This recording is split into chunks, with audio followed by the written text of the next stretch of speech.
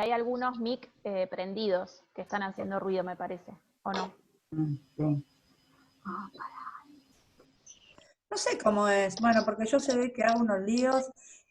Quienes tengan el mic abierto, Grace, Claro que se lo apague. Grace. Bueno, Ahí está, se fue la el ruido. Grace, viste que es recolgada. Graciela Rodríguez, ahí, que saben que todas las mañanas me manda unas fotos hermosas de la ría, que me muero de amor. Bueno, estaba diciéndoles que tenemos novedades para contarles, que tienen que ver con que a partir de la semana que viene, que ya es agosto, y después de 4 meses de estar aquí, bancando los trapos, digamos, de esta manera de encontrarnos y conversar, vamos a pasar a una modalidad que es 2 veces por semana las parencharlas, porque no damos más. Tengo que confesar que no soy la Mujer Maravilla, que Sol tampoco es la Mujer Maravilla, que Sebas y Cami tampoco son la pareja maravilla. Primera cosa es sincerarnos y darnos cuenta que hicimos un laburo increíble, que estamos re orgullosos, pero que ahora viene otra etapa. Y esa etapa va a ser que los miércoles los seguimos dedicando a los museos, porque de las Cuarencharlas salió un grupo muy poderoso que está empezando a discutir protocolos y a ponerse de acuerdo y a encontrar como otras maneras de pensar los museos, que no son museos centrales, sino que son museos desmarcados, de muchísimos temas. Y los viernes van a quedar para artistas, encuentros de colectives, de colectivas y colectivos de arte, que eso, digamos, los miércoles se va a ocupar Sol de programar y los viernes me voy a ocupar yo y voy a poder estudiar un poco mejor, porque hasta ahora lo que ha pasado por acá es lo que tiene que ver con el Para Todes Tode y con mis 4 años de viajar por todo el país, pero ahora hay un montón de gente que yo no conozco que quiero que participe, ¿no?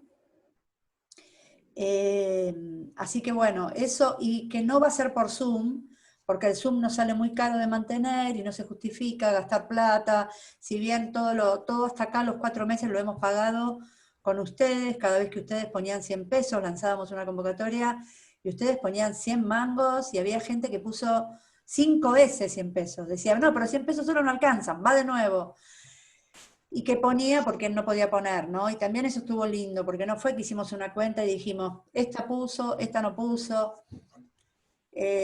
Como la vaquita que hacen los chiques, nuestros estudiantes cuando hacen una vaquita y van a comprar una pizza y hay uno que pone 2, otro que pone 5 y nadie mide, lo importante es poder comprar la pizza y compartirla, bueno, esto es algo así. Así que para que no nos salga tan caro, vamos a hacer un vivo de Facebook, que ya estuvimos estudiando y sale como piña, y se puede conectar con otros formatos y ir buscándole la vuelta. También de esto está saliendo un libro posible de testimonio, que va a ser coral, que va a ser polifónico, que va a tener la voz de todes, que no va a ser un libro de investigación de alguien que dice, bueno, esto lo firmo yo, que está buenísimo si fuera, yo no tengo nada contra la autoría, pero que no sería fiel a esto que hemos generado, ¿no? Que fue tan polifónico siempre. Así que todo esto es lo que, hacia donde van las cuarencharlas y hacia nuevas cosas que aún no sabemos y que es hermoso saber que esto camina hacia algo que no sabemos qué va a pasar. Dicho esto, les vamos a mandar bien la dirección de o cómo va a ser el vivo de Facebook, que va a ser desde Cultura Viral. Así que les pedimos a quienes aún no siguen la página de Cultura Viral de Facebook, que la sigan. Dicho esto, yo no quiero demorar más, para mí es un terrible orgullo feminista y de Argenmex que me siento siempre tener a Claudia de la Garza. Solamente voy a decir algo que seguro a Sol capaz no se le ocurre decir. Sol va a decir cosas mucho más inteligentes, como siempre, sobre los museos. Pero yo no quiero decir que para mí... Perdón, Adri, la demora. Ahí está. Mutearse.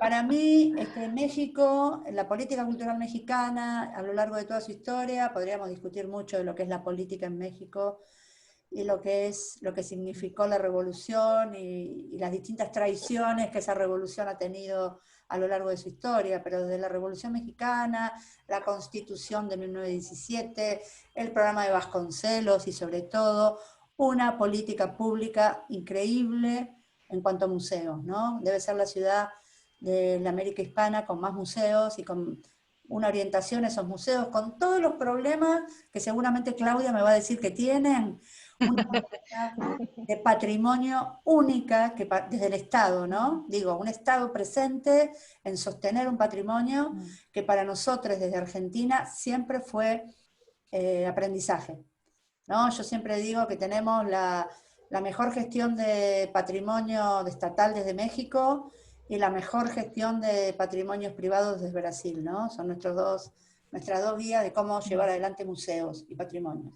Dicho esto, y por vos, Claudia, Sol, toda tuya, yo me callo y bienvenida. Muchas gracias.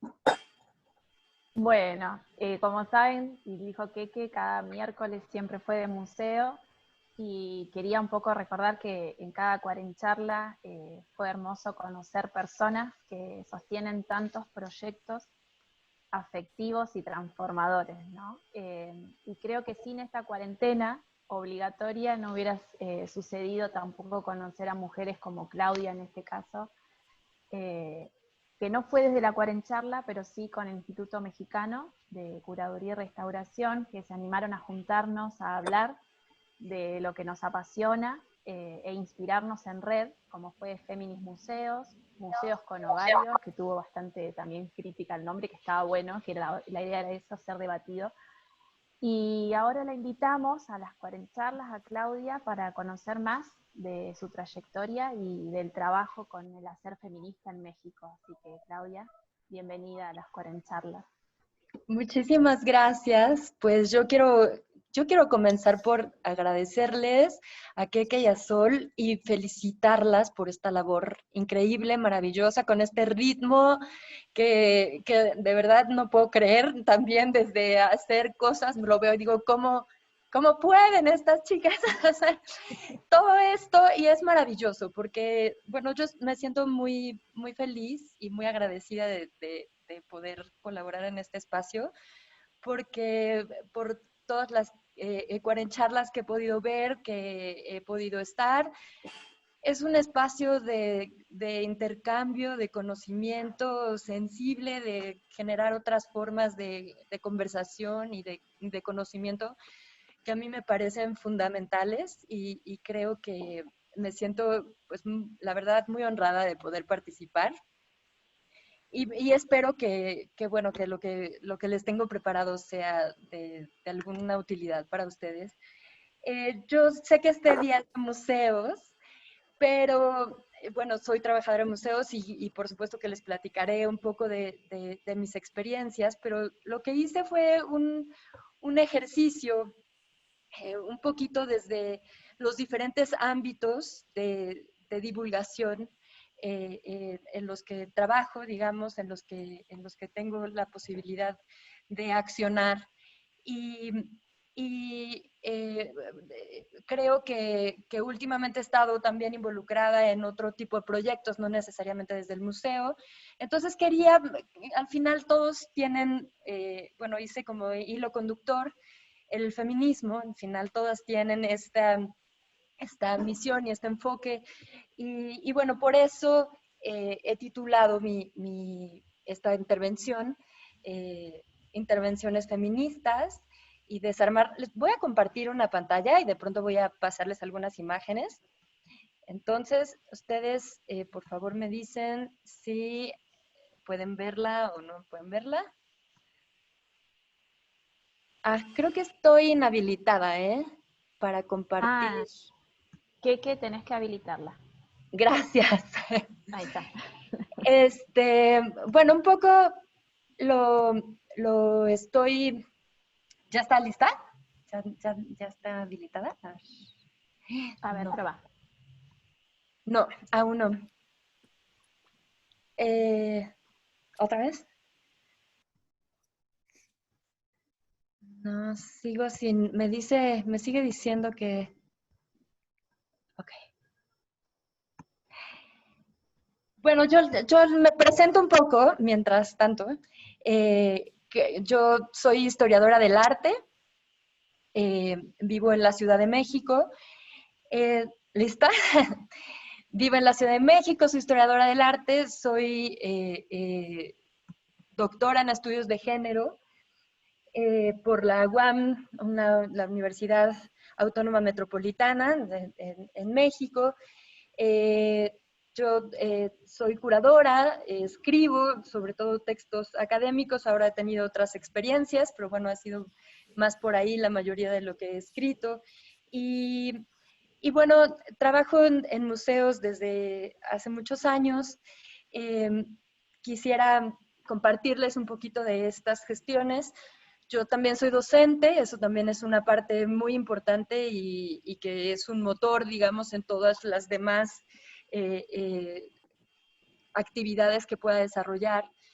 Y bueno, le puse como título, déjenme ver cómo puedo poner como presentación esto, porque... es aquí. Para que se vea toda la pantalla. Aquí, ¿no? No. Ay, perdón, aquí está. Bueno. Listo. Bueno, le puse intervenciones feministas y desarmando modelos de representación, porque, bueno, finalmente como historiadora del arte creo que es un poco mi aproximación al final esta de formación profesional que me ha ido o me ha llevado a ver o poner mayor interés precisamente en las imágenes. Este poder de las imágenes, de la cultura visual, no solo para reflejar los momentos o los modos de vida, sino sobre todo como un elemento que construye, constituyente de este tipo de conductas, de modelos, en donde se puede ver la relación del poder, digamos, este espacio donde se construyen jerarquías, este espacio donde el poder acciona, ¿no? Yo le puse intervenciones feministas precisamente porque interesada en la manera... No sé. ¿Perdón? ¿Sí se ve? No. Sí, ¿Todo, sí se ¿todo ve. bien? Es que había un micrófono activado, ahí está. Ok.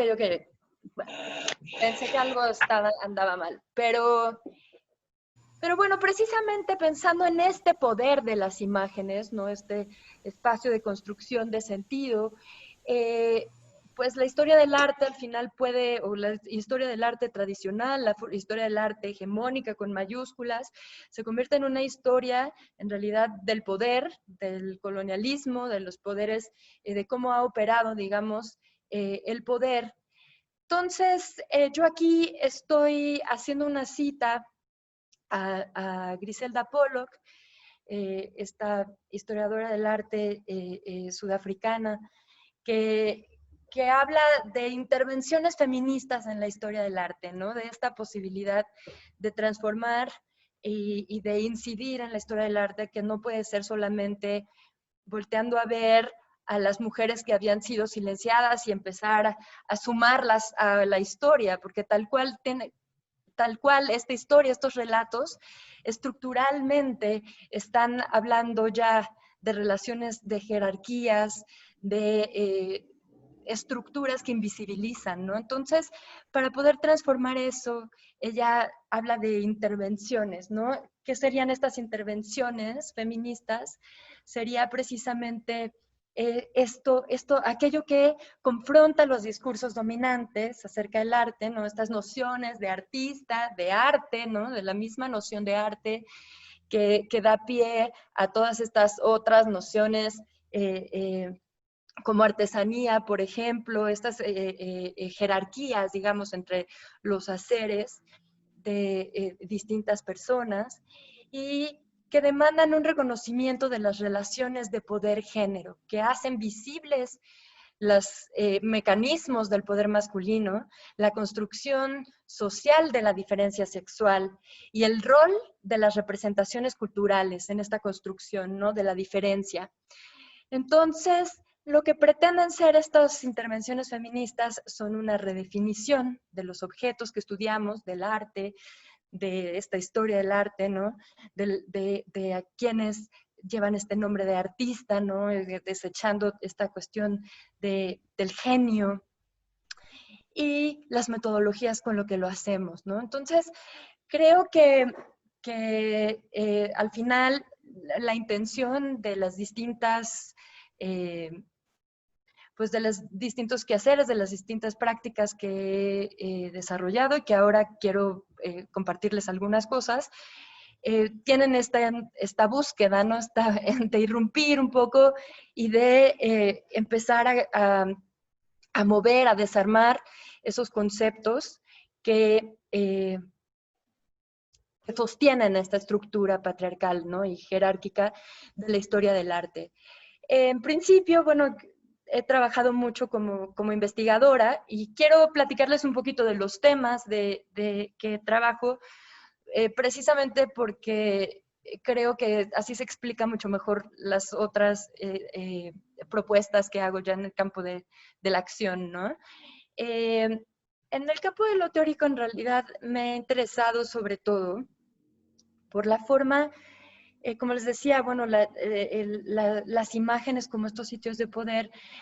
A mí me parece que uno de los elementos que más me ha llamado la atención es cómo juega el vestido, dentro del arte y dentro de la vida cotidiana y dentro de el sistema de la moda, digamos, como este sistema también comercial, ¿no? Y este sistema que está cruzado por racialidad, por mercado, por clase social, ¿no? Entonces, ¿cómo el vestido nos construye nuestros cuerpos? Al final, nosotras tenemos que pensar que somos cuerpos vestidos, ante todo, ¿no? Generalmente no nos encontramos en una situación distinta. E incluso cuando nos encontramos con un cuerpo desnudo, siempre es esta desnudez en relación con el vestir, ¿no? Entonces, definitivamente, aún en nuestra desnudez estamos vestidas, ¿no? Entonces, a mí me interesa mucho esto, lo he trabajado desde distintas perspectivas, desde la historia de la moda y buscando diferentes momentos clave, ¿no?, en ese sentido. Lo he trabajado mucho a través también del trabajo docente, ¿no?, con clases de, por ejemplo, posibilidades sociales de la moda, es una materia que yo imparto, o hay otra que se llama moda, género e identidad. En fin, me interesa mucho la forma en que el vestido es este espacio de construcción de identidades que también hacen patente como esas fronteras del cuerpo que de pronto sentimos muy definidas, ¿no? Estas identidades que creemos permanentes y sólidas son en realidad temporales, ¿no? El vestido nos ayuda a mirar eso. Y siendo un espacio, además bueno, de normalización del cuerpo, ¿no? Es un espacio en donde se disciplinan los cuerpos, en donde se nos exigen una serie de maneras, digamos, y de técnicas para modelar nuestro cuerpo de acuerdo con los mandatos sociales.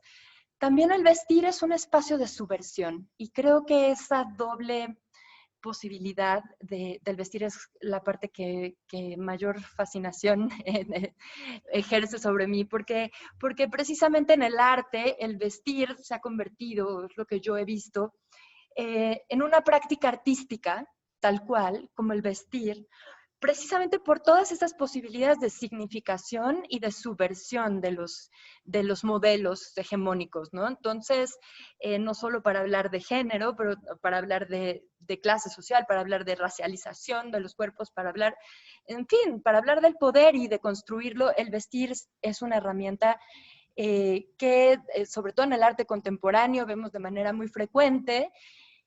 y que también podemos ir detectando en muchos momentos en la historia, ¿no? No es una situación nueva, sin embargo, tal vez sí en la forma en que se maneja actualmente. Entonces, bueno, esto me interesa comentárselos porque creo que habla un poquito de la idea que tengo entonces de cómo podemos, cómo los cuerpos significan y en realidad cómo estas posibilidades siempre hay esta potencia, digamos, de subvertir espacios y normas, además de una manera muy situada, porque al final esta subversión depende del lugar, del espacio, del tiempo donde nos encontremos y de muchas cosas más, ¿no? De la propia corporalidad, de quien usa o de quien está performando estas prendas. Entonces creo que a partir de ese punto es que eh, eh, bueno, he trabajado como en temas de docencia, digamos, por ejemplo, pensando mucho en la acción y en la experiencia como un punto clave, ¿no? En las prácticas, ¿no? Si vamos a hablar de género, si vamos a hablar de posibilidades sociales de la moda, por ejemplo, es necesario que las chicas, que sobre todo son mujeres las que tengo en esas clases, porque son las que estudian diseño de moda, ¿no? Y vemos ahí también el fuerte sesgo, ¿no? Y de los mandatos y los estereotipos de género. Entonces, generalmente son chicas y generalmente a pesar de que puedan ser muy creativas en aspectos formales, digamos, en cuanto a pensar en el cuerpo y cómo diseñar prendas para él, generalmente no se hacen este tipo de preguntas, ¿no? Entonces es muy interesante trabajar con ellas desde la acción, desde la experiencia, hacer que vivan experiencias distintas, ¿no? Que se enfrenten, digamos, pronto a los espacios públicos en situaciones que no están acostumbradas, ¿no? Utilizando ropas distintas, saliéndose del contexto, ¿no? Y empezar a estirar, digamos, esos modelos que ellas tienen y desde los cuales están acostumbradas a crear. En realidad aquí les ponía algunos ejemplos de algunas, un poco este cartel que tiene una obra en donde, de Raquel Pallewonsky, la artista dominicana, en donde está este vestido que se extiende para atrapar al hombre y que es parte de las artistas que he estudiado, por ejemplo, bueno, para darse una idea de, digamos, a qué me refiero cuando hablo de del vestir como práctica artística, que esto podría ser un modelo, ¿no? Pero hay muchos casos y hay muchas situaciones. Y bueno, esto era como un poco para comenzar un poco por estas ideas, pero les quiero hablar más sobre todo de lo que hago desde el campo de la acción, un poco de estas experiencias. Mucho he trabajado, bueno, esto es un poco como una anécdota porque creo que precisamente interesada en este espacio de la acción, yo misma he ido he intentado generar acciones y intervenciones en el espacio público que me ayuden también a ir incidiendo, digamos, y probando ideas. Por ejemplo, lejos de sentirme artista, más bien como de probar experiencias y estos conceptos y cómo podría funcionar e incidir en el espacio. En particular les quería platicar de una. Esta es una acción que me invitaron a hacer en un festival de arte urbano de unos colegas y entonces yo invité a una gran artista que se llama Bárbara Lázara. Ella hace performance sobre todo con la voz, acciones con la voz. Y la invité a que me ayudara en esta acción en donde nos dieron un poquito de presupuesto para hacer esto, entonces era una cosa así como maravillosa. Y hicimos unas máscaras, unos kits, como si vendiéramos juguetitos en el metro, algo muy común. En el Metro de México no hay un montón de vendedores y de ambulantes, ¿no? Y hay todo tipo de productos que se ofrecen ahí. Y hicimos unas máscaras que tenían cada una un modelo, digamos, ¿no? Una era como la reina de belleza o el actor de telenovela, el líder de opinión, en fin, algunos estereotipos como muy marcados, ¿no? La familia feliz.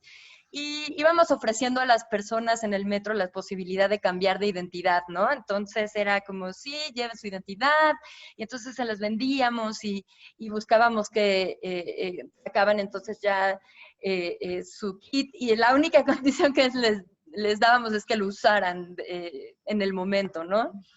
Entonces, un poco para poder documentar y para ver sus reacciones, ¿no? Al probárselos y que supiéramos que se usaban, digamos, los elementos. Entonces era el empresario, por ejemplo, ahí vemos un señor como que se ponía barba, la señora y era la gran empresaria, o este señor con la reina de belleza, en fin, era un poquito jugar y fue muy interesante ver cómo la gente empezaba a jugar y probar, digamos, este tipo de identidades. Incluso no les importaba por qué sexo o qué identidad genérica, digamos, estaba representando estas imágenes, ¿no? Estas experiencias lúdicas precisamente son un poco el tipo de ideas que hacemos en el salón de clases, ¿no? También estos tipo de experiencias en el espacio público. Y bueno, también les quiero platicar un poco de algunas experiencias en la curaduría, algunas de las exposiciones en las que he colaborado, digamos, desde como curadora. Esta es una de las que más me han gustado, que fue en una curaduría coordinada por Karen Cordero. Ahí pueden ver en la imagen que incluso también están Mónica Mayer y Víctor Lerma, que también Mónica participó con el tendedero en esta muestra.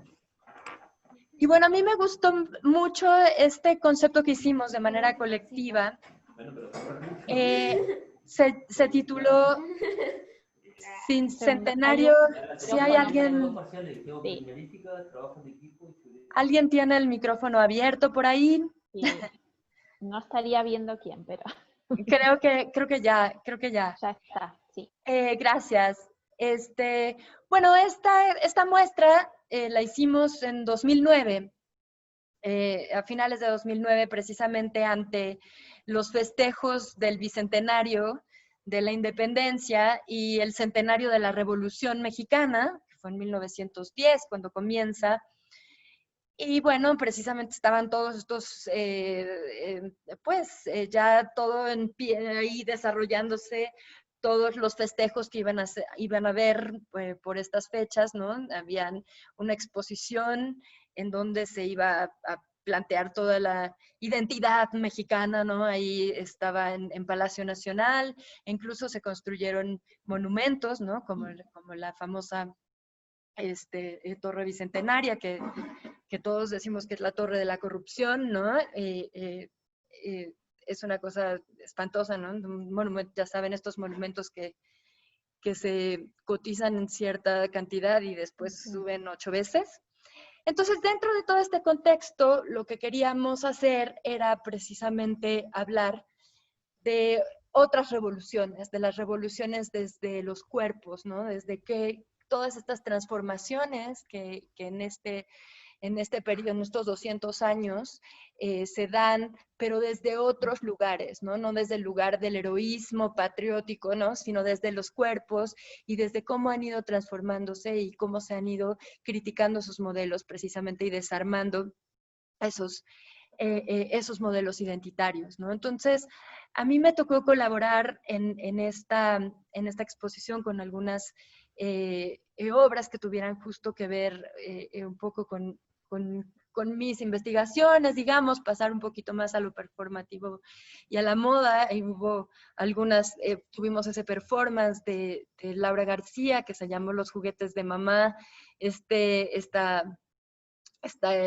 composición que hace utilizando una serie de elementos de cocina, ¿no? Además, bastante agresivos, podría decirse, ¿no?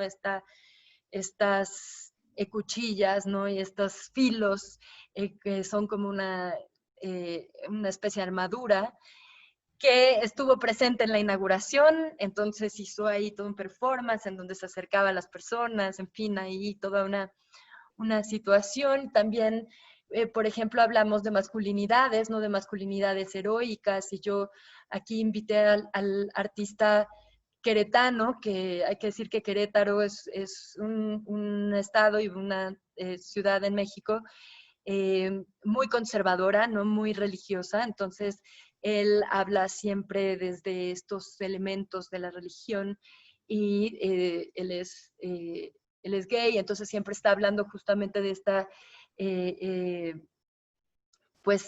mover un poco estas identidades masculinas, ¿no?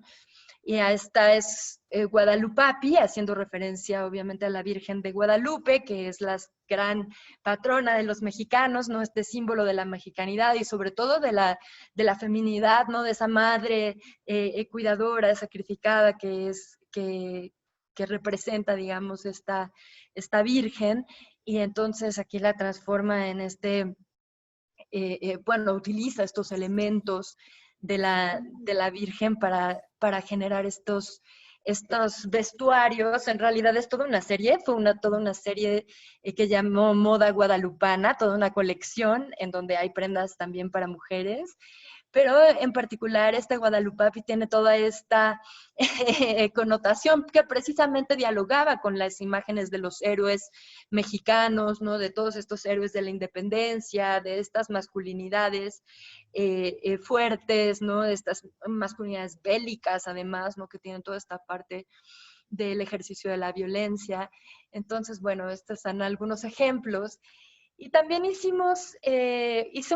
una convocatoria a algunas de las estudiantes de diseño de moda, precisamente, para que ellas hicieran sus propias propuestas desde el vestuario, ¿no? Entonces, algunas de las ideas que ellas aquí les presento solo algunas cuantas, pero en realidad incluimos en esta exposición, en donde había artistas, bueno, pues les comento que estaba Mónica Mayer, es decir, como de gran reconocimiento, pero también podían entrar estos ejercicios desde otro lugar y en donde también las alumnas se atrevían a hacer sus propios análisis, sus propias críticas, a utilizar los elementos simbólicos de otras maneras, ¿no? En el diseño de estas corporalidades que ellas presentaban con sus vestidos.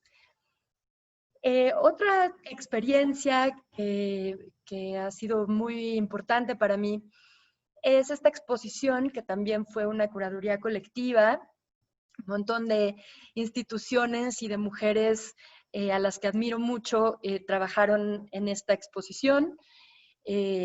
También estuvo Karen Cordero, por ejemplo, trabajamos con el archivo de Ana Victoria Jiménez, estuvieron, por ejemplo, de cineastas que hicieron las primeras películas feministas en México, ¿no? Como Mari Carmen de Lara. En fin, hubo muchas instituciones aquí, una de ellas era GIRE, ¿no? El Grupo de Información en Reproducción Elegida, que hablaba justamente la intención de esta exposición, a la que convoca el Museo de la Memoria y Tolerancia en la Ciudad de México, es a hablar de la despenalización del aborto a los 5 años de que había ocurrido en la Ciudad de México. Esta exposición fue en 2012 y la despenalización del aborto en la Ciudad de México fue en 2007. Y bueno, la idea no era solamente hablar de esto, sino de todo el proceso y todo el camino que llevó a esto, ¿no? Entonces eran 4 décadas por el derecho a decidir en México. Fue una exposición en donde en mi papel, junto con Ignacio Vázquez, que es un gran colega y un gran museógrafo y amigo argentino, entre nosotros era un poco conjuntar, digamos, todas estas voces y todas estas voluntades y toda esta información desbordante que teníamos y maravillosa, y hablar con el público el Museo de Memoria y Tolerancia, ¿no? Una de nuestras preguntas siempre es cómo hablar no solamente con las que quieren escucharnos, ¿no? Con las que están convencidas, con las que están ahí luchando, con cómo abrir esta conversación a otras personas que probablemente no tienen una opinión frente a estas problemáticas, en donde no están muy seguros o muy seguras, de qué va estas luchas, ¿no? Como que hay mucha gente que está pues desinformada en primer plano, pero además que no está, no tiene una postura política, digamos, frente a estas temáticas. Sobre todo en el Museo de Memoria y Tolerancia hablamos con muchas chicas y chicos de secundaria, ¿no? Entonces son personas muy jóvenes a las que muchas veces todavía no han entrado, digamos, en los temas. O sí, pero desde el estereotipo y desde la exclusión y desde la desinformación, ¿no? Entonces, era muy importante que fuera un espacio de claridad en donde se hablara se desmitificaran cosas, ¿no? Entonces empezamos precisamente con eso, con tratar de desarmar una serie de mitos que hay en torno al aborto, en donde se hablaba de precisamente esta estigmatización a las mujeres, ¿no? Empezar a desarmar estas ideas. Para esto también colaboramos con artistas maravillosas, entre ellas estuvo Ana Gallardo, argentina, que hizo un gran mural de ruda, una cosa que era muy impactante esta pieza. Y otra de las piezas que tuvo un gran impacto fue esta que les estoy presentando aquí, que era, en realidad, si lo vemos, es una propuesta estéticamente muy sencilla, pero súper contundente, ¿no? En Usos y Costumbres, lo que hacía Lorena Wolfer era reunir toda una serie de objetos, sustancias, todo tipo de objetos y sustancias utilizadas por las mujeres para hacerse abortos clandestinos. Entonces, ponía la forma en que eran utilizadas en la cédula, ella era parte de la obra y era una cosa sumamente impactante. Y esta pieza, bueno, también estuvo en Argentina, ahorita les platico un poquito de esto. Bueno, también se hacía todo este recorrido histórico con materiales, con películas, con videos, con todos los materiales. El archivo de Ana Victoria Jiménez fue súper importante para generar este espacio. Y participaron, y bueno, tuvimos la posibilidad un año siguiente de trasladar un poco o adaptar esta experiencia que habíamos tenido en la exposición a Argentina. Y estuvimos en Buenos Aires, en el Centro Cultural Borges. Fue una experiencia muy interesante. Fue en 2013, en el invierno suyo, en 2013, en donde hicimos le llamamos Derecho a Decidir, y lo que hicimos fue una especie de síntesis de esta exposición, hablar del caso de la Ciudad de México como un modelo para la región, qué había pasado, qué resultados habíamos obtenido, ¿no? Hablábamos, por ejemplo, hacíamos comparativas entre los espacios de aborto clandestino, cómo eran las clínicas ahora, cómo era este servicio, que al final, con todas las problemáticas, digamos, por supuesto que no todo no es maravilloso. Ahora, en este espacio, en este momento particular de contingencia, precisamente estos servicios que se están viendo afectados, está siendo una situación pues muy problemática, ¿no? Porque además la Ciudad de México es un caso solamente dentro de un país en donde hay normas y leyes distintas en cada estado, algunas que se volvieron aún más restrictivas a partir precisamente de esto. Entonces muchas mujeres vienen a la Ciudad de México y ahora no pueden desplazarse con facilidad. Entonces, bueno, frente a todas estas problemáticas, aún así la intención de esta exposición, precisamente dentro del contexto de la lucha en Argentina por la despenalización del aborto, esta exposición buscaba aportar precisamente argumentos. Participó María Laura Rosa haciendo una curaduría para invitar a grupos, a colectivas. Estuvieron las mujeres públicas, por ejemplo. Ahora aquí hicieron también toda una instalación en donde se escuchaban las consignas y de pronto todo un pasillo en donde estaba dedicado precisamente al proyecto de ley en Argentina. Estaba ahí con esta instalación, digamos, ¿no? Con esta irrupción de las mujeres públicas, sonora y visual, ¿no? Y algo muy simpático era que estábamos en esta exposición con todas nuestras consignas, digamos, y por el otro lado, justo enfrente, bueno, es que el Centro Cultural Borges es un espacio como muy, que puede haber cualquier cosa, ¿no? Entonces, por un lado estábamos nosotras con aquí nuestros pañuelos verdes y por otro lado estaba Sandro de América en su exposición de homenaje. Entonces, era muy curioso, ¿no? Las personas que de pronto visitaban la exposición que no necesariamente tenían nada que ver con esta lucha, pero que bueno, pasaban por ahí y entraban y bueno, fue una experiencia, la verdad es que muy importante.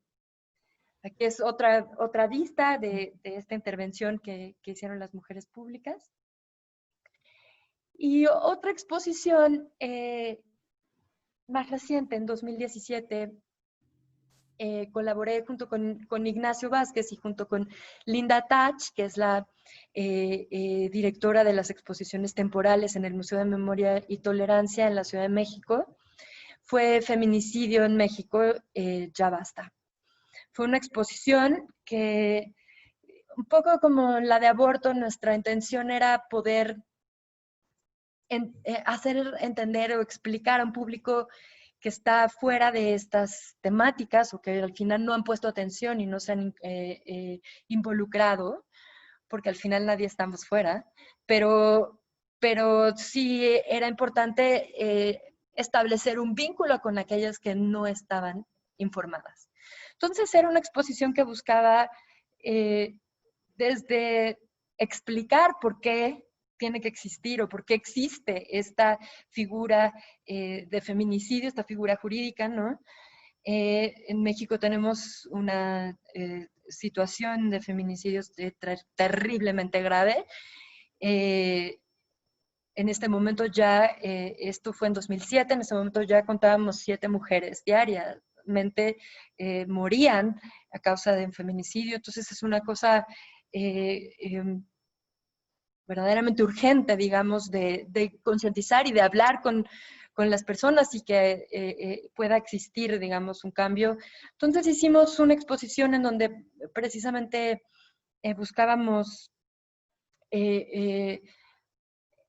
aludir no solo a informar, sino también a la empatía, a la emoción, a buscar lugares de conexión en realidad y también, sobre todo, que también alertar, digamos, de cómo hay ciertas violencias o ciertas conductas, que hablamos de micromachismos, por ejemplo, ¿no? Y que ahorita les platicaré un poco más de eso, que hablamos de estas violencias de baja intensidad o que no importan, que son un poquito insignificantes al parecer, porque son micro, no pasan todos los días, no las vemos, al fin, y siguen ahí ocurriendo, pero son la base de estas grandes violencias, ¿no?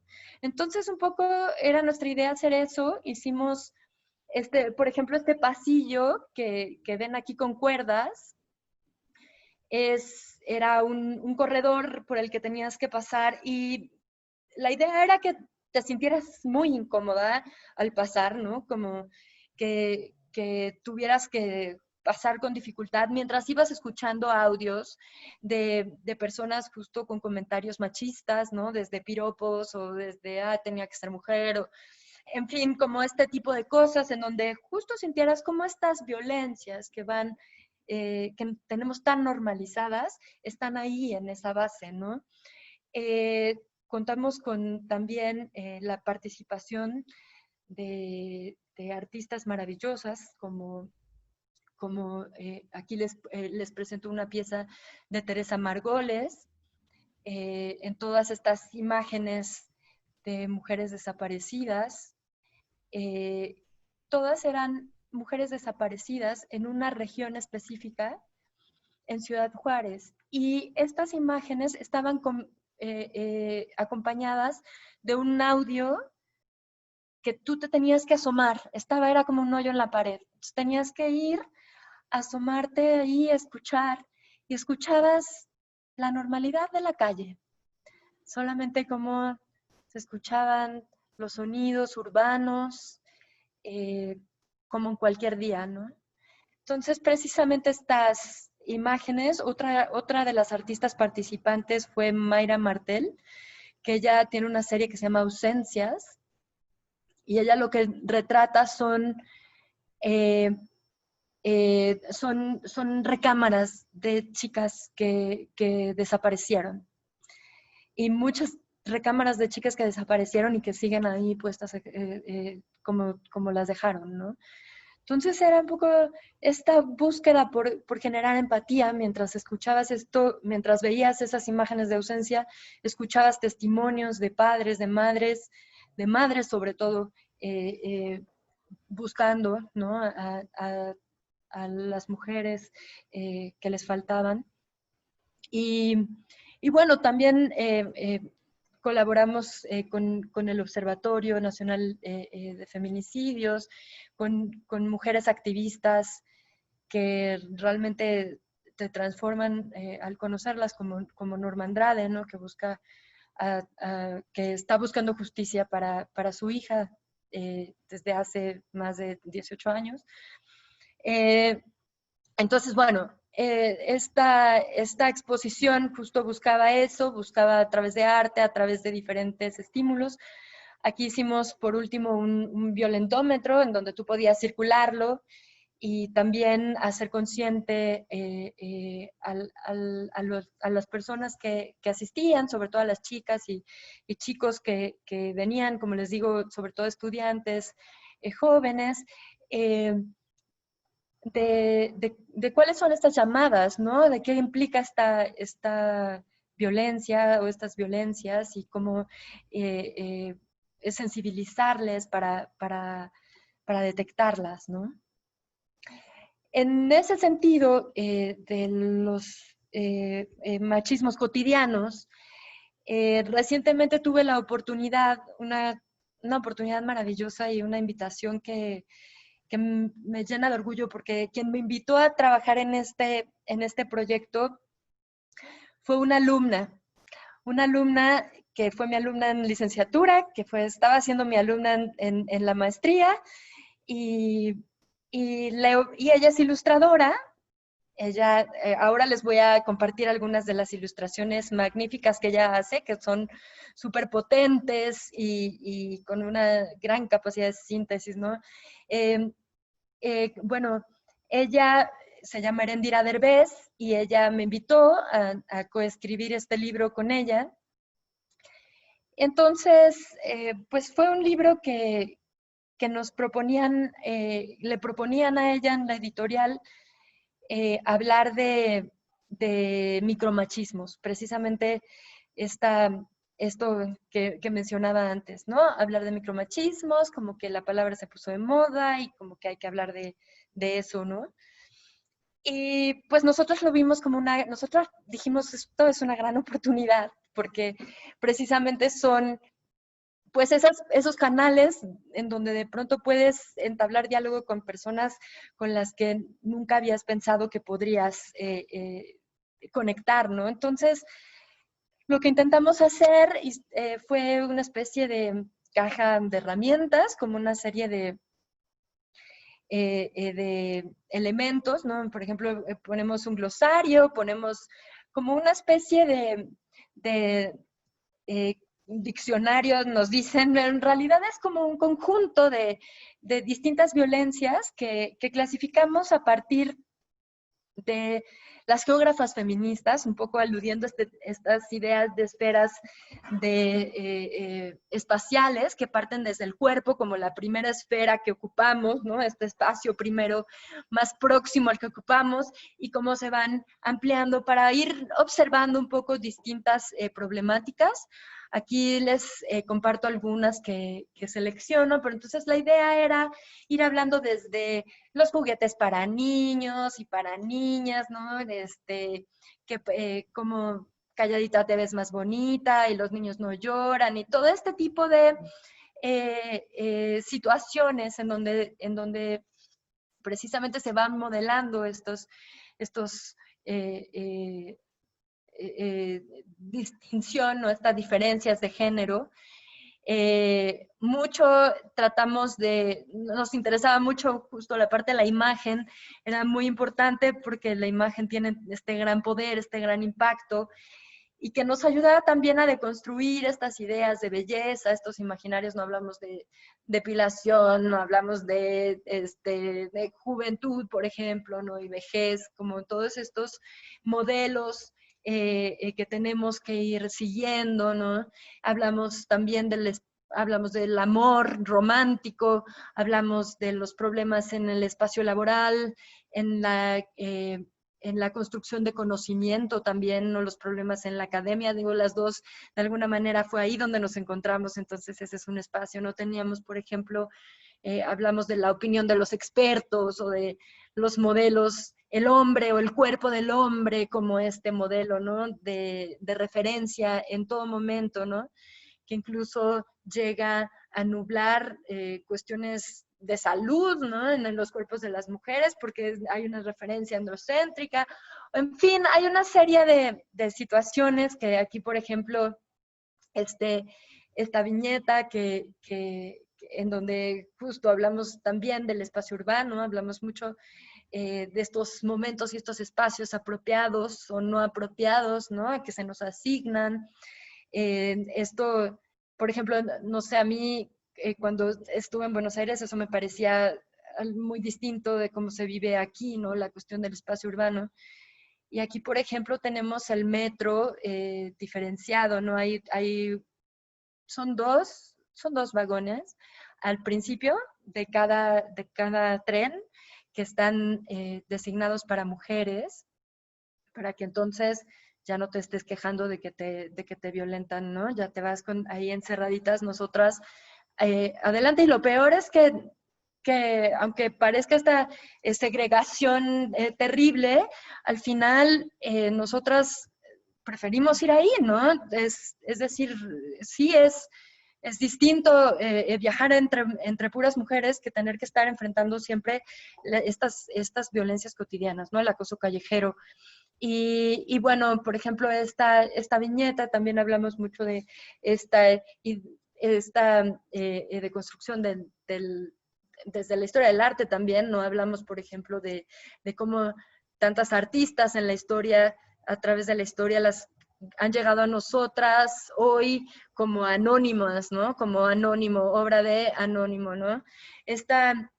Entonces, bueno, aquí hablamos de justo, no tengo libros de escritoras, tengo libros de escritoras, no de esposas de, ¿no?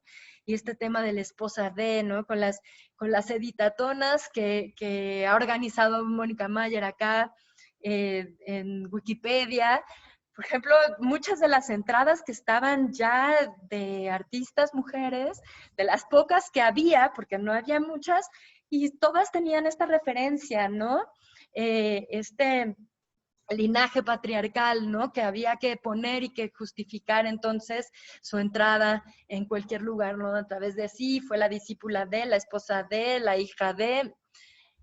Entonces, bueno, pues este tipo de temas son los que tratamos en el libro, después lo acompañamos con un glosario, y pues es un ejercicio en realidad de hacer divulgación, de que las teorías no se queden solamente en los libros muy complejos, digamos, y que puedan ser entendidos por gente que no tiene tampoco mucha intención de entrar, porque muchas veces pasa eso, cuando queremos lo hacemos, pero ¿qué pasa cuando no hay esa intención? Esta era una entrada fácil, digamos, para personas que se sienten identificadas, pero entonces empiezan a leer y entonces empiezan a encontrar más.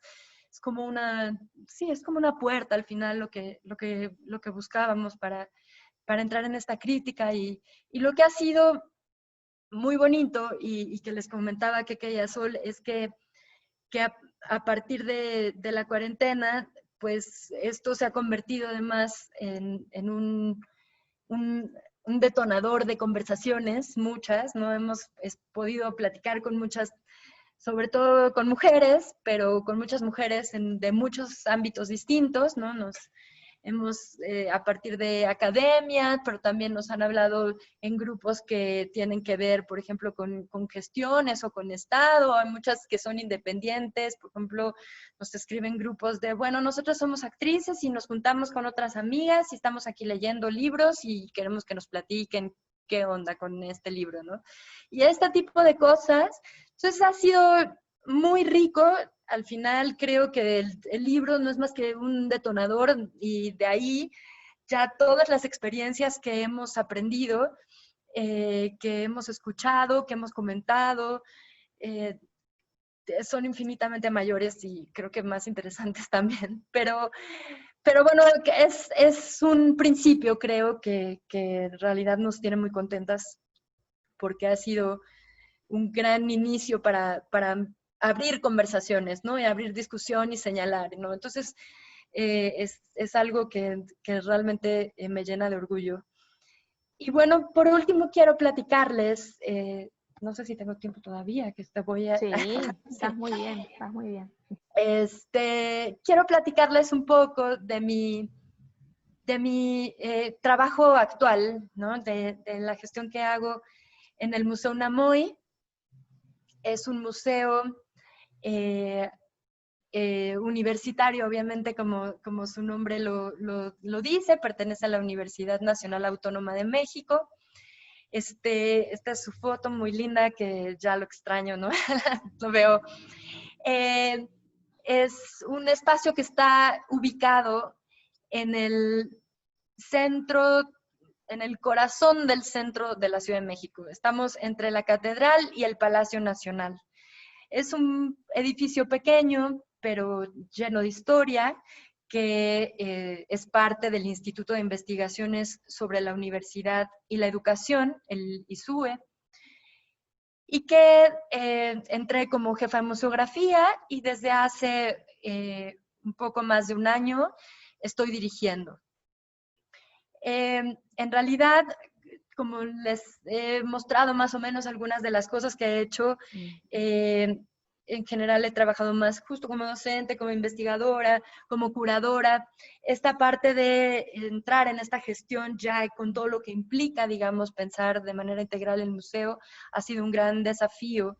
Y sobre todo, creo que uno de los mayores desafíos es pensar cómo integrar, digamos, estas ideales, estas críticas, todo este bagaje que he trabajado en otros ámbitos en los quehaceres del museo, no solamente quizá en el contenido curatorial, sino también en las relaciones que establecemos dentro del museo, en la forma en que nos relacionamos con nuestras comunidades, con las personas que nos visitan, ¿no? Entonces, esto, por supuesto, hemos ido buscando, ¿no? Hemos ido desarrollando algunas estrategias, yo les voy a compartir algunas. Por supuesto que esto es algo que está en proceso y que sé que podemos hacer muchas cosas más. Estamos ya trabajando además en hacer muchas cosas más, pero creo que es algo que ha sido pues uno de los trabajos más desafiantes y además más enriquecedores, ¿no? Como les comentaba, es un lugar lleno de historia. Es un lugar que, bueno, cualquier lugar en el centro histórico de la Ciudad de México está lleno de historia. Estamos a unos cuantos metros del Templo Mayor. Abajo de donde estuvimos, donde estamos ahora nosotros, estuvo el templo de Tezcatlipoca, que era uno de los dioses más importantes del panteón mexica. Y después, una vez que vino la conquista, en este edificio que se empezó a dar pues a los mayorazgos, a las personas allegadas a Cortés, muy cercana a la conquista, adquirió otra función, que fue la sede de la primera universidad de México. la Real Universidad de México. Todavía no pontificia en un principio, ¿no? La declaración la hace el rey. Y bueno, esta comienza, la declaración es bueno, comienza en 1553, les decía, muy poquito tiempo, en realidad la conquista es en 1521, entonces en realidad es muy pocos años que ya está la universidad ahí y comienza a dar forma también a esta nueva ciudad y a pues esto que empezaba a gestarse, ¿no? Esta ciudad colonial. Y bueno, este espacio entonces queda ahí como primera universidad durante unos años, ya en el siglo XVII, o a finales del XVI, se mudan a otro edificio y después tiene miles de distintos usos, pero uno de los más importantes y más recientes, digamos, no sé si más importantes, pero sí que han quedado en la memoria, digamos, de los citadinos, es el de una cantina, que se llamó El Nivel. Y entonces en esa cantina, que fundaron en 1884, al parecer, que tiene la primera licencia para vender alcohol de la ciudad, pues permaneció hasta el 2010. Entonces, bueno, todo el mundo pasó por ahí, sabemos, por ejemplo, que el Che Guevara estuvo ahí, sabemos que, bueno, la Academia de San Carlos, que es donde estudiaron todos los artistas, ahí tomaban clases muchos, de hecho, es decir, ha pasado todos los presidentes, ¿no? Al principio, sobre todo en la primera mitad del siglo XX, le decían la cantina a los presidentes, porque iban ahí ellos mismos, en fin, ¿no? Era un lugar muy célebre y muy colorido. Entonces, pues estos elementos, ¿no? Aún nos dicen, ¿qué pasó con la cantina? La extraño, ¿no? La gente todavía nos reclama. Entonces, bueno, un poco era trabajar con este contexto, con este edificio y bueno, como misión, como Museo UNAM hoy, nuestro objetivo es el de convertirnos en un espacio de encuentro entre comunidades universitarias diversas y de las comunidades universitarias con la sociedad en general, ¿no? De dar a conocer qué pasa en la universidad, de qué se está discutiendo, qué aportaciones tiene la universidad para la sociedad, ¿no? Entonces es como este enclave, este punto de encuentro, y en eso estamos trabajando. Ahora, les quiero platicar un poco de esta primera exposición que me tocó hacer ya como coordinadora del museo, que fue sobre la autonomía universitaria. Se celebraban los 90 años, se conmemoraban los 90 años el año pasado, y es muy interesante porque precisamente fue un año con mucha tensión con respecto a la autonomía universitaria y el gobierno, ¿no? En donde ha habido desafortunados errores que llevan al gobierno a tratar de eliminar ciertas pues espacios ganados por la universidad, y en donde hay una gran tensión, ¿no? Digamos, entre la universidad y el Estado, precisamente frente a esta parte de la autonomía. Entonces, era muy importante tener ahí una voz, que además estamos enfrente del Palacio Nacional, en donde pusiéramos esta postura institucional, pero al mismo tiempo nos interesaba que tuviera sentido para las personas más allá de la universidad, porque esto de la autonomía universitaria en realidad muchas veces no tiene ninguna, es decir, no significa nada para una persona, por ejemplo, de las personas que venden cosas ambulantes afuera del museo, o que en realidad están completamente alejadas, digamos, de las problemáticas o de los logros universitarios. Entonces, lo que hicimos, o lo que nuestra propuesta, la titulamos Autónoma, y buscamos que fuera una exposición que conjuntara esta voz institucional y también que dejara un espacio para pensar en este concepto de autonomía desde diferentes perspectivas, ¿no? Entonces, hablamos de autonomía del cuerpo, ¿no?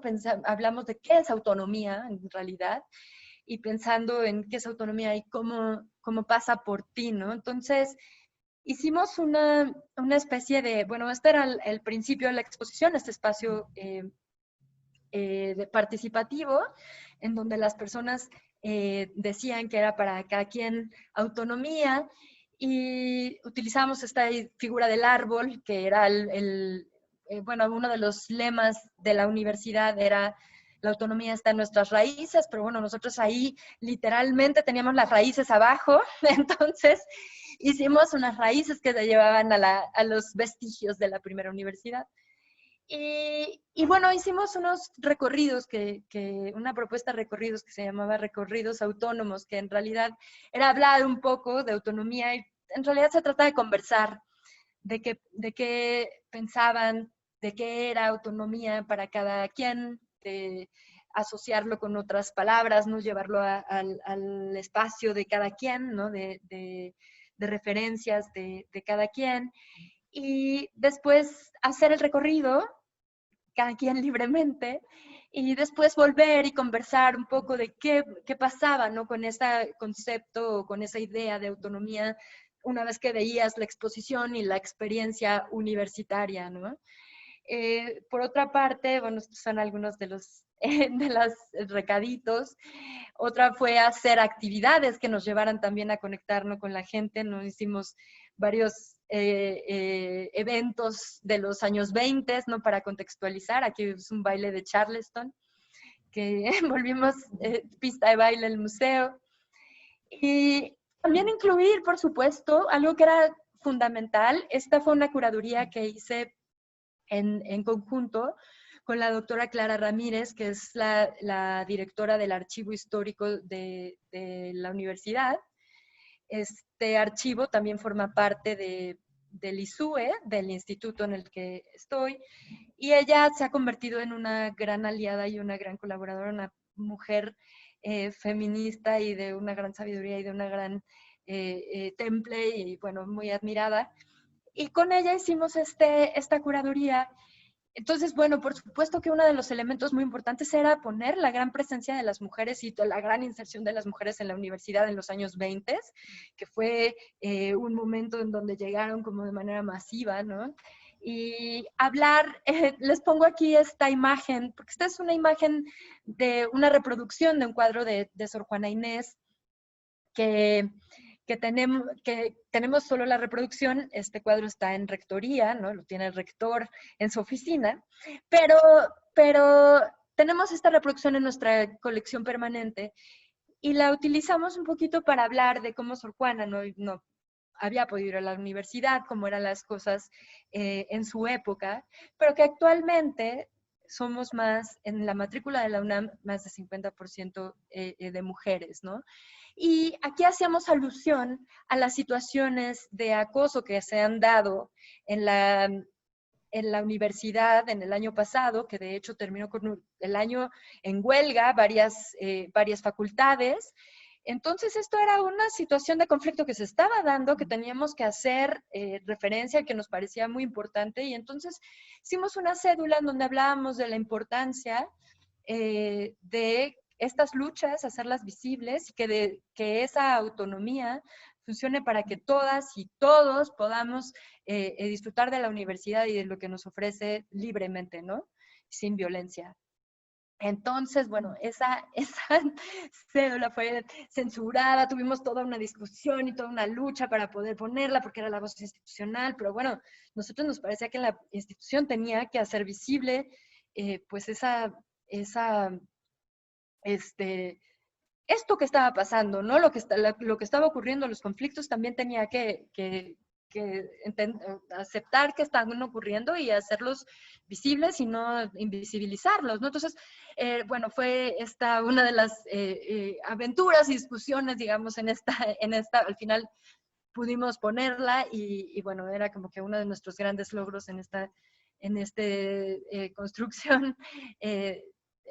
pues museológica. Aquí era una parte final que terminábamos con un homenaje a las personas que participaron, a las y los estudiantes. Solo hay, por supuesto, nombres de hombres en quienes fueron los estudiantes que obtuvieron la autonomía. Entonces nosotras hicimos un trabajo de archivo, nos fuimos a ver las identificaciones de universitarias de la época, y pusimos, no sabemos quiénes son, bueno, sí sabemos quiénes son, pero no sabemos si estuvieron o no en los movimientos, ni los chicos tampoco, ¿no? En general son estudiantes que estaban presentes ahí y que lo que queríamos hacer era justo reflejar la diversidad de las personas que estaban ahí en la universidad, que formaban parte, que estaban en el movimiento, y que había una gran cantidad de mujeres ahí, ¿no? Que quedara eso muy bien claro en este relato.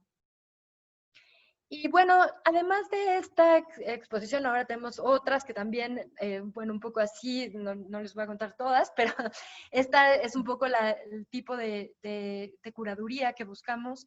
Hemos hecho también muchas actividades y muchas alianzas, tanto con gente de la universidad. Por ejemplo, abajo les pongo un chico que que es un director de la Escuela de Cine de la UNAM, y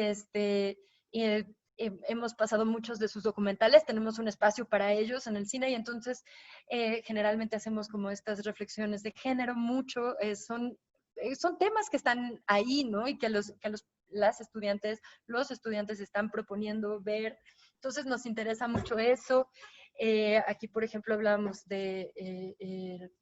hicimos recorridos muchos por la calle. Aquí también vemos ahí una batucada que hacíamos en el 8 de marzo, con distintos museos de las calles, que tenemos una calle llena de museos. La calle Moneda es una de las más antiguas de la ciudad y está llena de museos. Entonces, hemos hecho alianzas y hacemos mucho este tipo de actividades, que vayamos a la calle y empecemos a pensar en diferentes temas. Hemos tenido también la posibilidad de hacer espacios de reflexión. Aquí les pongo un ejemplo que es de los más ilustres, ¿no? Con María Galindo, esta feminista boliviana maravillosa, justo que tuvimos el placer de recibirla en un guión seminario en el museo, y también hizo una presentación de libros, de su libro y de unos libros escritos precisamente, o más bien recuperados, de escritoras del siglo XVII, en donde ella también hizo la presentación. Entonces, bueno, este tipo de eventos. Y bueno, también buscar otras formas de conversación, ¿no? Con la gente, que eso es lo que nos interesa. Por ejemplo, ahora justo acabamos de abrir este espacio que ahora en la reapertura obviamente ya perdió un poco de validez porque no vamos a poder tocar nada. Pero bueno, se trataba pusimos una mesa como de cantina, precisamente hacer alusión al pasado cantinero del nivel, ¿no? Del edificio. Y hicimos este pizarrón de abramos la conversación, hay una cédula en la mesa en donde invitamos precisamente a conversar, ¿no? A que la gente pueda sentarse, sea un espacio de conversación, que nos digan qué temas les interesan, empezar a hablar, empezar a tener otra forma de vincularnos en todos los sentidos, digamos, más allá de las actividades que nosotros mismos propiciamos, que el propio recorrido les sugiera a las personas esta posibilidad de dialogar y de hablar y de decir qué les interesa saber de la universidad. Ahora en cuarentena hemos pasado, no, creo que no se puede así, hemos pasado a hacer pues otro tipo de estrategias. Aquí yo les quiero compartir esta, que es una estrategia que también tiene que ver con nuestro trabajo y con el reconocimiento del trabajo de todas y todos dentro del museo. Hemos establecido una estructura. Somos en realidad solamente, no, creo que no se puede ver el video, pero bueno, es un ejercicio que hicimos que se llama Somos Museo Namoy, y nosotros hemos establecido una estructura que sea pues horizontal por completo, ¿no? Que podamos cada quien desde nuestra expertise proponer y entrar a pensar en todas las actividades y todas las diferentes propuestas que hacemos, ¿no? Hacemos nuestros diálogos semanales y en nuestras lluvias de ideas. Y aquí lo que queríamos poner era un poco presentar al equipo. Hicimos unas cápsulas y después un video completo en donde nos presentamos, cada uno sale diciendo qué hacen, qué nos gusta del museo, y era un poco estar cerca, porque en estos momentos de digitales y de lejanía, de pronto nos perdemos de quiénes están detrás, ¿no? Y qué es el museo en realidad. Y pensamos que el museo es la gente al final. Tenemos esta sede maravillosa, pero nosotras y nosotros somos quienes hacemos el museo y quienes generamos estas propuestas y quienes le estamos dando vida, ¿no? Entonces, y no solo nosotras, sino en ese diálogo con quienes vienen y con quienes compartimos y con quienes nos retroalimentan, ¿no? Entonces, está en la gente lo que, digo, esta experiencia creo que nos lo pone de manera muy clara, ¿no? Como seguimos aquí haciendo museo desde la lejanía, ¿no? Y pues, por último, esta no era. Por último, quería contarles también de otro espacio que hicimos ahora en la cuarentena, en donde participó Sol. Tuvimos el honor de tener su comentario, que fueron unas charlas, más bien unas cápsulas de reflexión. Eran cápsulas no muy largas, sino que eran una cosa muy ágil para platicar cada quien de su experiencia, desde la curaduría, desde la coordinación, había restauradoras, había gente de marketing también hubo gente de todos los ámbitos en el trabajo de museos, hablando de su experiencia y de cómo están llevando y cómo están encarando esta cuarentena. Y fue en realidad un espacio muy rico. Justo ayer fue la última cápsula. También nosotros estamos cambiando de formatos y estamos ahora por proponer otras nuevas dinámicas, ¿no? Para también seguir pensando en cómo podemos ir trabajando en conjunto, ¿no? En los museos, que yo creo que esto ha sido uno de los grandes asideros, por lo menos en nuestro caso, para poder continuar proponiendo, porque sí creo que el primer impacto, ¿no? de estar lejos, de renunciar de pronto a lo físico, y quizá como ayer escuchaba una conferencia en donde hablaban, bueno, no, las redes no son más que una herramienta de supervivencia. Probablemente sí, ¿no? No es que definitivamente nadie está pensando en que esto va a sustituir otro tipo de prácticas, ¿no? en un museo, pero creo que ha sido no solo supervivencia, sino que también ha habido esta parte de enriquecer, de generar nuevas relaciones, nuevos caminos, ¿no? Y de pensar de otras maneras. Y creo que eso es muy valioso. Y bueno, pues ya para despedirme, solo traje esta cita de Mujeres Creando, un poco haciendo referencia a María Galindo que acabamos de ver. Y bueno, pues espero que tengan preguntas o comentarios o lo que sea. Muchísimas gracias. Gracias, Clau. Hermoso. Acá Cris agrega que las redes son un salvavidas, no son el barco. Algo que quiero destacar de todo lo que fuiste mencionando, que me pareció algo fantástico de todo tu trabajo, que siempre las propuestas fueron colectivas, todas las curadurías que presentaste siempre fueron junto a otros, ¿no? Que no trabajos individuales, todo trabajo en equipo. Y muchas de las artistas que mencionaste, también lo que nos causa felicidad estuvieron presentes acá en las Cuarencharlas, ¿o no? Sí, eso he visto. Estamos muy pequeño el mundo al final. Estamos todos conectados y creo que eso también es algo que nos hace feliz. De las Cuarencharlas, conocernos también, ¿no? Que es lo que dije más o menos al principio, que si no hubiera sido por esta cuarentena obligatoria tampoco nos hubiéramos conocido y no nos hubiéramos animado a salir un poco de nuestro encierro, de nuestros museos, ¿no? Era como que veíamos que no teníamos nada en común, y todo lo contrario. Bueno, había unos comentarios muy lindos del libro, les gustó mucho los dibujos, la tapa, ahora no los encuentro, pero bueno, había unos comentarios muy lindos acerca de eso. Muchas gracias. Bueno, después, bueno, eso también de los recursos museográficos que utilizan en todas las curadurías que fuiste mostrando a lo largo de tu trabajo. También que puso que entre artístico, museográfico y curatorial. Muy Sí, como al final la museografía se tiene que...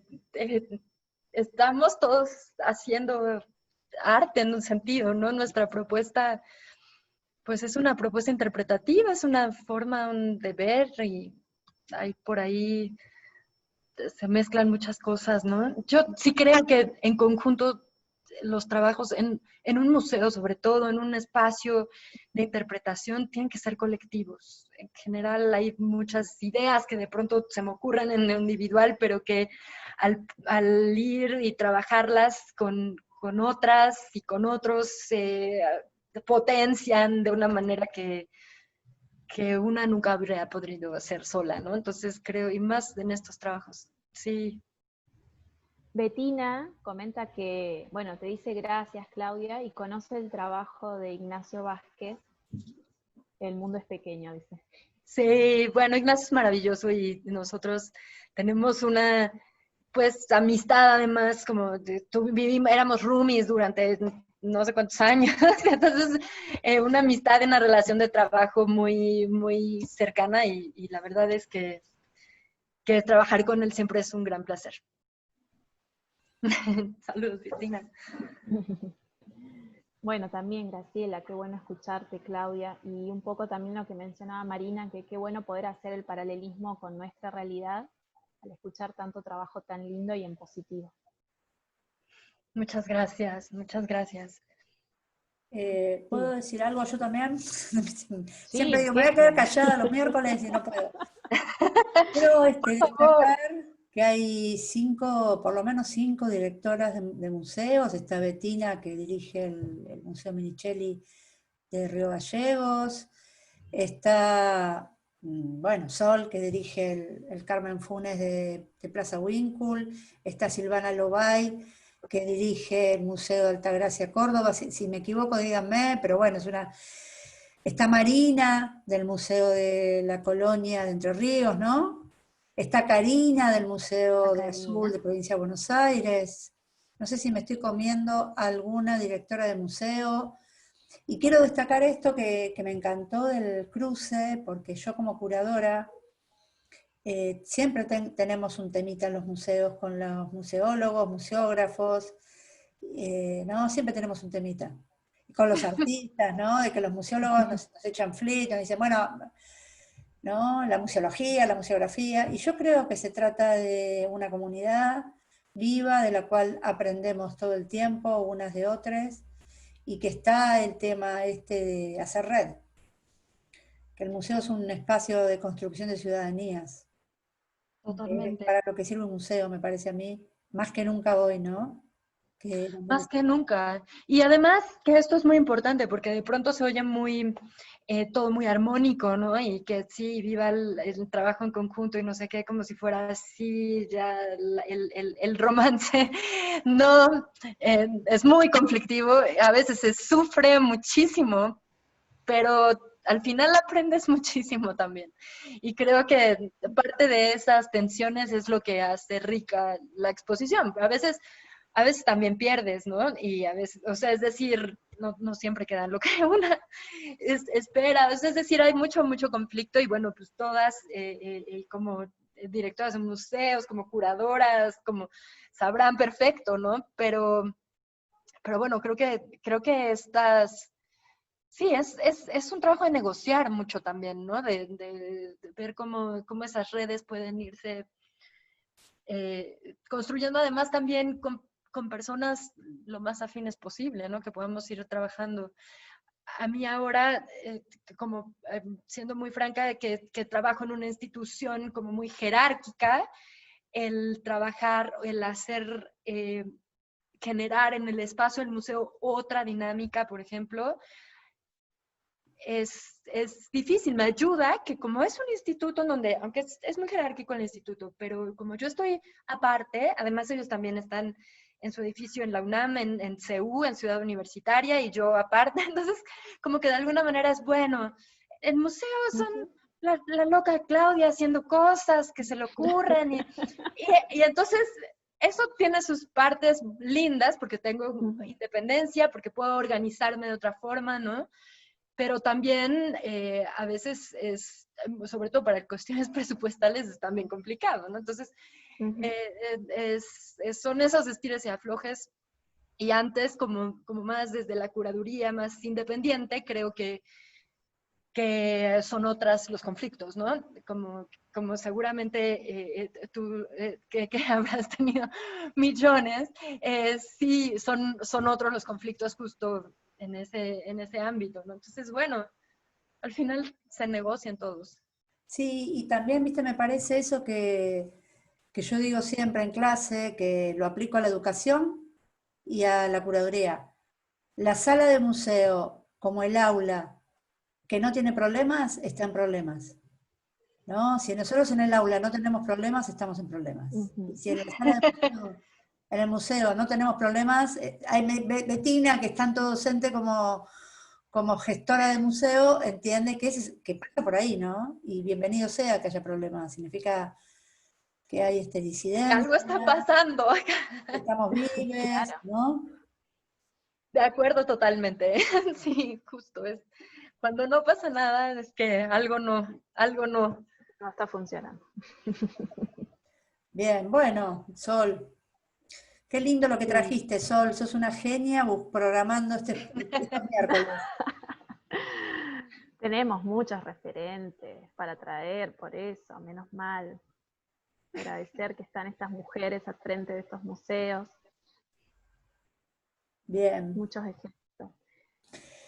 Las locas del museo, dice Marina. Pero qué Sí. placer cuando nuestra locura los deja maravillados. Está bueno ese para un nombre, el nombre del grupo, las locas del museo. Ah, sí, está bueno. Acá Miriam pregunta cómo trabajás con los proveedores de diseño gráfico, iluminación. ¿Cómo haces con eso? Pues ahora ha sido muy distinto en los diferentes lugares, ¿no? Ahora que estoy en el museo en el museo en realidad no tenemos un personal de montaje de planta. Hemos convertido a todo el mundo en diferentes especialidades, lo cual hemos buscado también, por ejemplo, en Autónoma tuvimos sí la oportunidad de tener apoyo externo, que fue muy bueno porque lo que hicimos fue que fuera como medio sesiones de capacitación también, ¿no? Como que los que vinieron a ayudarnos con una parte, bueno, el diseño en general lo tenemos que hacer fuera. Hacemos el diseño de todos los flyers y cosas del Museo de Publicidad a través de la diseñadora del instituto y también nosotras, tanto una persona en museografía como otra persona que está en coordinación que me apoya, somos medio diseñadoras ya, ¿no? Entonces hacemos cosas no tan profesionales por ahí, pero lo que sí para las exposiciones pues es necesario alguien externo que sí pueda tener ya un dominio, porque esto es una labor ya mucho más desafiante, ¿no? No es posible hacerla así nada más de puro gusto y de puro feeling, pero por ejemplo, para las cuestiones técnicas, sí hemos empezado a capacitar, porque antes, cuando yo llegué al museo era una colección permanente, o más bien una exposición permanente. Hay una colección muy pequeña en realidad, es un museo que tiene una colección muy pequeña y que se apostó por una cuestión más interactiva y como utilizando tecnologías. O sea, que pantallas touch y videos y no sé qué.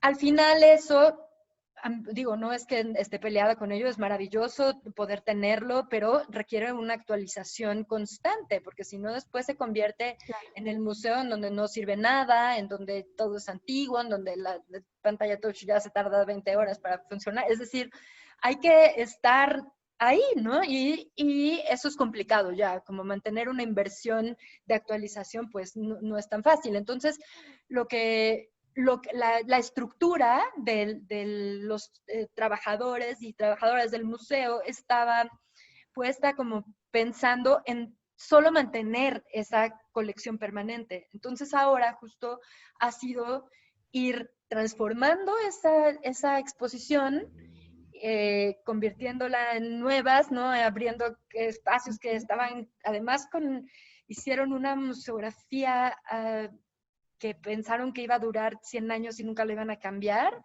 como todos son materiales carísimos que no se pueden sustituir. Entonces, ir transformando eso ha sido pues muy complejo, la verdad, ir tratando de reaprovechar los elementos que pueden servir, muchos de los tecnológicos que pueden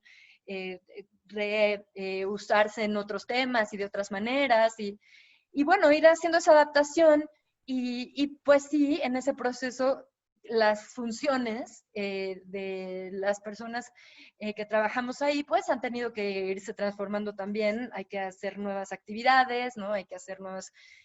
Pero la verdad es que soy muy afortunada, es un equipo de de un entusiasmo, digamos, y de un espíritu de colaboración que si a veces no saben, pues ahí van o sea, todo el mundo tiene una intención de aprender y de apoyar eso ya tenemos todo ganado con esa con ese espíritu, ¿saben? Ya, pues sí, ahora, por ejemplo, como en todos los museos yo creo que nos está pasando, pues tenemos que también voltear mucho más a lo digital, ver qué hacemos con esta...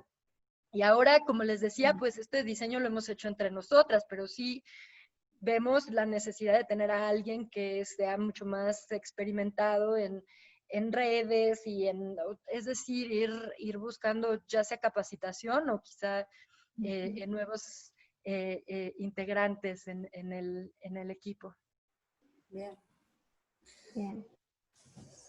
Bueno, No sé, alguien, a ver, Graciela dice, como exdirectora de museo me siento representada con tu exposición, los trabajadores de museo son multifuncionales. Sí.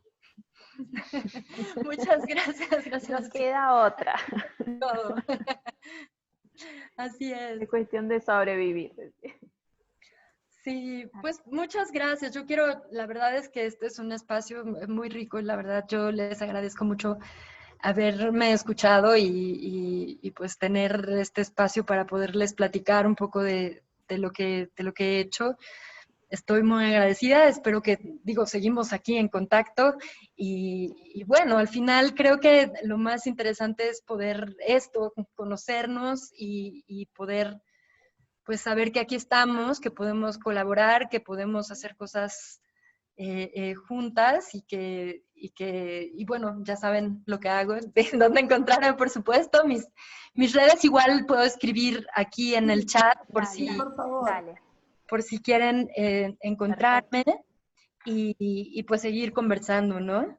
Sí, sí, Genial. ya estamos Muchas siguiendo gracias, Clau. Museo Unamoy, ya lo estamos siguiendo, y tu perfil, Sí, ya vi, qué bien, muchísimas gracias. por supuesto. Bueno, no sé, ¿qué te parece si habilitamos micrófono para aplaudir? Sí. Si aplaudimos a Claudia. Creo que ya está. A ver. Sí, están todos los micrófonos abiertos, ¿no?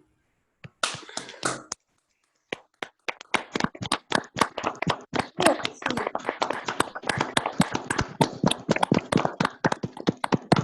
¡Bravo! Bien, bueno, voy a volver a mutear, sí. Y ahora voy desmuteando una por una. Gracias, ya saben que seguimos mañana. También la voy a mutear Seguimos mañana jueves, con las compañeras de Uruguay, María Inés Nucíguez, Pepi González y Juana Guaraglia, que también dos de ellas son artistas, han sido artistas del Para Todo Esto del Conti y ahora en el CCK, que nos van a contar un poquito de Uruguay. Y el viernes tenemos a Majo Prieto y a María Pichot, trabajando toda la relación que tienen sobre la militancia del parto respetado.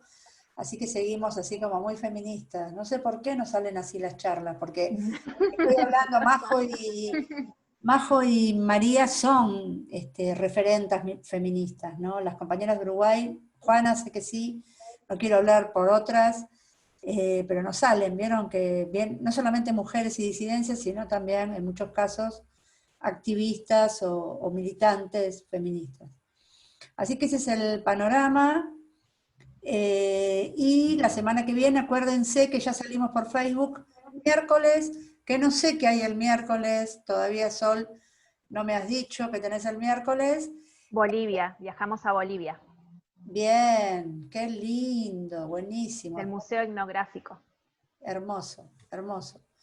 Y el viernes tenemos a las compañeras de Contagiamos Imágenes, de Cama Redonda, Cama Grande, presentándonos los fanzines, que son unas piezas exquisitas que han hecho como espacio de resistencia, donde hay obra de muchas de ustedes y trabajo de muchas de ustedes. Así que bueno, nos vemos mañana, como decimos siempre,